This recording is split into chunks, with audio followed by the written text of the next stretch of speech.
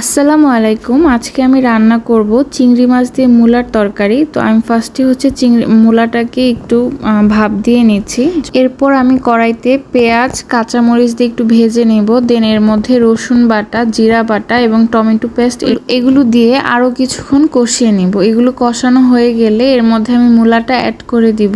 এরপর আমি মূলাটাকে মশলার সাথে ভালো করে মিক্স করে নিব। দেন এটা বয়েল হওয়ার জন্য আমি পরিমাণ মতো পানি দিয়ে দিব। এরপর আমি আরেকটা ফ্রাই প্যানের মধ্যে কিছুটা পেঁয়াজ এবং আস্ত রসুনের কোয়া, তার সাথে অনেকগুলো চিংড়ি মাছ দিয়ে একটু ফ্রাই করে নিব। এগুলো যখন গোল্ডেন ব্রাউন করে ভাজা হয়ে যাবে তখন আমি এটা মূলা তরকারির মধ্যে দিয়ে দিব এবং এটা মিক্স করতে থাকবো।